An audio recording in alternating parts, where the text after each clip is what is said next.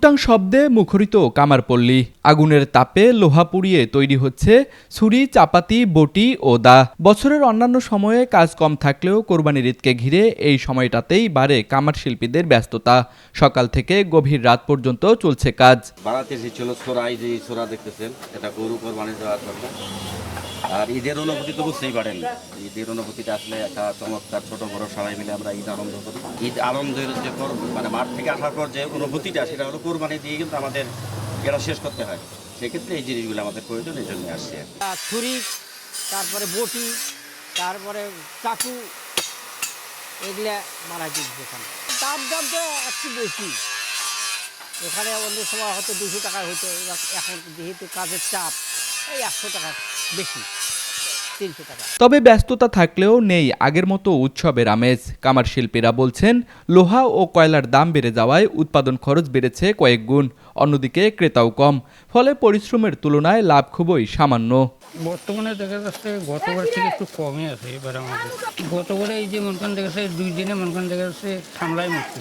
দাম গতবারের থেকে এখন বর্তমানে এবার বেশি আছে। গতবারের থেকে যে কয়লাটা আছে, কয়লার খড়, কয়লার 1 টিন কয়লার দাম 800 টাকা মনকান, আগে ছিল 400 টাকা। 400 টাকা দিবে না, এই জন্য দাম বেশি। আগের তুলনায় একটু কাজের সংখ্যাটা কম, কিন্তু আপনার হচ্ছে জিনিসপত্রের দাম বৃদ্ধির কারণে আমাদের পোষায় না। আপনার হচ্ছে গতবার ছিল কয়লার টিন আপনার হচ্ছে কম, এবার হচ্ছে বেশি। লো ইস্পাতের দাম বেশি, এদিকে আপনার হচ্ছে কর্মচারীর বিল বেশি, বিদ্যুৎ এমনিতে অসুবিধা হচ্ছে, নানান অসুবিধা চলতেছি আমরা। আমাদের গতবার তুলনায় এবার বিক্রি নেই। আমরা কয়লার দাম বেশি, লোহার দাম বেশি। এবার লোহা কেজিতে 30 টাকা বেশি। কয়লা গতবার 16 টাকা কেজি কিনছিলাম, এবার 48 টাকা কেজি। এই তুলনায় আমরা দাম পেলে কাস্টমারও হিমশিম, আমরাও হিমশিম। জি, আমরা এই 8টা মাসের ব্যবসা, কিন্তু আমরা আরও 20 দিন আগেই আমরা ভাত খাওয়া সময় পেয়েছি। রাত 3টে 4টে মতো কাজ করতে হয়, এবার 12টা বাজলেই দোকান বন্ধ করতে হয়। সেই তুলনায় কাজ হয়। রংপুর শহরে নিরিবিলি ও মনোরম পরিবেশে অবস্থিত রংপুর গ্রুপের প্রিমিয়াম আবাসন প্রকল্প আনান সিটিতে নগদ মূল্য ও সহজ কিস্তিতে প্লট এবং কন্ডোমিনিয়াম অ্যাপার্টমেন্ট বিক্রয় চলছে। অনেকেই বলছেন, একসময় ঈদের আগে কামারপল্লীতে উপচে পড়া ভিড় থাকলেও এখন সেই চিত্র বদলে গিয়েছে। বাজারে তৈরি পণ্যের আধিক্য ও কাঁচামালের মূল্য বৃদ্ধিতে টিকে থাকাই কঠিন হয়ে পড়েছে তাদের জন্য।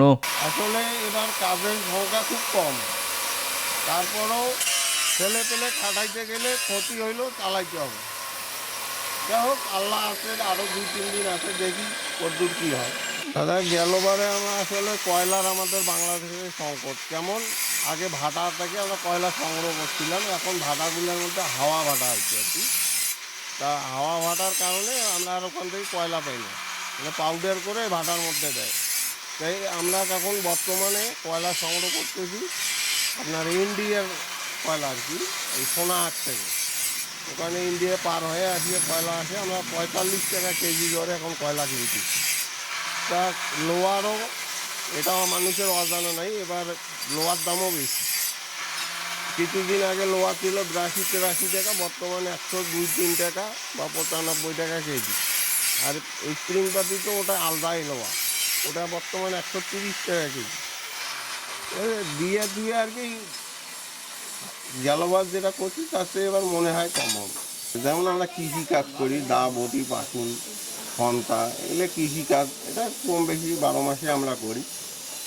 আর মূলত যে আমাদের বাচ্চা কাচ্চা আছে আর এই কাজ করতে চায় না, আমাদের বাচ্চা কাচ্চা এই কাজ করতে চায় না, এটা পরিশ্রমিক কাজ। হয়তো আমরা করতেছি, আমাদের বাচ্চা কাচ্চা আর করবে না। যেমন আমাদের পরিবারে আমরা 3 ভাই, 3 ভাইয়ের মধ্যে 2 ভাইয়ের মোটামুটি বাচ্চা, আমার মেয়ে সন্তান, কিন্তু আমার 2 ভাইয়ের ছেলে সন্তান কিন্তু এই কাজের সঙ্গে জড়িত নেই। আসলে এই কামে আর কি পয়সার দিক দিয়ে খুব কম আর পরিশ্রমটাও বেশি।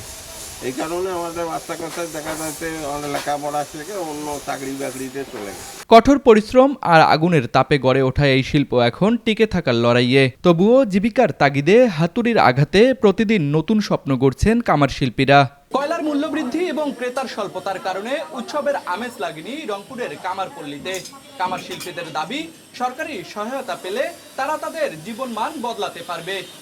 রংপুরের কামারপল্লী থেকে রাশেদ হোসেনের ক্যামেরায় তুষার আচার্য, RCTV।